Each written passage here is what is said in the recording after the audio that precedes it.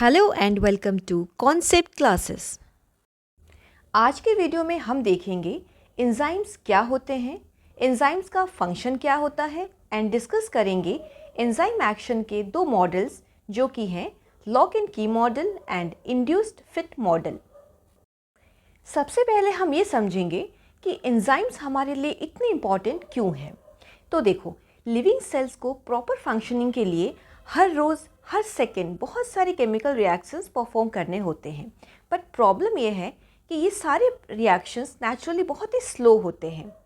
तो कोई भी केमिकल रिएक्शंस को फास्टन अप करने के लिए जो बेस्ट तरीका होता है वो है प्रेजेंस ऑफ कैटलिस्ट। अब ये कैटलिस्ट क्या है?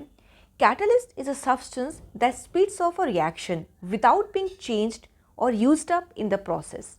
तो ये ऐसे सब्सटेंस होते हैं जो रिएक्शन को तो फास्ट करते हैं, बट इस पूरे प्रोसेस में कैटलिस्ट ना तो यूज्ड अप होते हैं और ना ही उनमें कोई चेंजेस आते हैं। तो ये डेफिनेशन का ये लाइन बहुत ही इम्पॉर्टेंट है। ये जो कैटलिस्ट है ये एक जनरल टर्म है जो आपने केमिस्ट्री में भी पढ़ा होगा, बट एंजाइम्स एक पर्टिकुलर टाइप के कैटलिस्ट हैं जो लिविंग ऑर्गेनिज्म में प्रोड्यूस होते हैं। और एंजाइम्स को हम बायोलॉजिकल कैटलिस्ट भी बोलते हैं क्योंकि ये biological reactions that means living cells के अंदर होने वाले रिएक्शंस को कैटलाइज करते हैं। एंजाइम्स बेसिकली लार्ज प्रोटीन्स होते हैं और लाइक ऑल प्रोटीन्स ये भी long chain of amino acid से बने होते हैं। और इस long chain of amino acids में इन एमिनो एसिड्स के सीक्वेंस के अकॉर्डिंग ये डिफरेंट शेप्स में फोल्ड होते हैं और यही डिफरेंट शेप्स बनते हैं एक यूनिक एंजाइम जो पर्टिकुलर केमिकल रिएक्शंस को कैटलाइज करते हैं। तो अब हम ये समझ गए हैं कि एंजाइम्स होते क्या हैं। फिर हम देख लेते हैं कि एंजाइम्स काम कैसे करते हैं।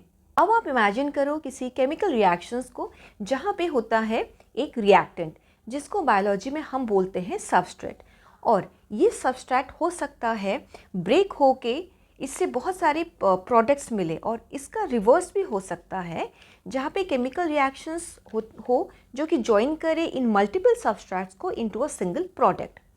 अब इन सब में एंजाइम्स का जो रोल है वो ये है कि वो इन प्रोसेस को स्पीड अप करेगा, और इसको करने के लिए एंजाइम्स में एक स्पेशल रीजन होता है जिसको हम बोलते हैं एक्टिव साइट, जो कि एंजाइम का एक ऐसा पार्ट है जिसका शेप यूनिक है जो कि रिएक्शन के सबस्ट्रेट के कॉम्प्लीमेंट्री होती है। बट अगर उस एंजाइम के एक्टिव साइट पे सबस्ट्रेट फिट नहीं होता है तो ये रिएक्शन को कैटलाइज नहीं कर सकता है। सो ये जो एक्टिव साइट होते हैं ये एंजाइम्स को काफ़ी स्पेसिफिक बना देते हैं कि किस रिएक्शंस को ये कैटलाइज करेगा और किसको नहीं। अब हम देख लेते हैं एंजाइम्स कैसे काम करते हैं। तो एंजाइम एक्शंस के दो मॉडल्स हैं। ओरिजिनल या जो ओल्डेस्ट मॉडल है दैट इज़ लॉक एंड की model, and the second one जो कि मोर रियलिस्टिक है that is induced fit model. Lock and की मॉडल ये सजेस्ट करता है कि सबस्ट्रेट कम्प्लीटली कॉम्प्लीमेंट्री होता है एंजाइम के एक्टिव साइट को, जिसकी वजह से दोनों परफेक्टली फिट हो जाते हैं just like a key fits into a lock. तो according to this model substrate binding के टाइम पे एंजाइम के एक्टिव साइट में कोई भी चेंज नहीं आते हैं। इंड्यूस्ड फिट मॉडल काफ़ी कुछ सिमिलर है लॉक इन की मॉडल से, but according to this model substrate and active site completely complementary नहीं होते हैं। सबस्ट्रेट बाइंडिंग के टाइम पे एंजाइम अपना शेप स्लाइटली चेंज करता है सो दैट दोनों परफेक्टली फिट हो जाएं। इंड्यूस्ड फिट मॉडल को आप कुछ इस तरह से समझ सकते हो जैसे कि आपका हाथ और ग्लव्स दोनों ही शेप में कॉम्प्लीमेंट्री है एक दूसरे को, पर जब आप अपना हाथ डालते हो ग्लव्स के अंदर तो ग्लव्स को स्लाइटली अपना शेप चेंज करना पड़ता है सो दैट आपका हाथ उसके अंदर परफेक्टली फिट हो जाए। सिमिलरली जब सबस्ट्रेट पास आता है तो एंजाइम भी अपना शेप स्लाइटली चेंज करता है सो दैट सबस्ट्रेट और एंजाइम अच्छे से फिट हो जाएं। I hope the topic is clear to you. Like and subscribe the channel for more such conceptual videos.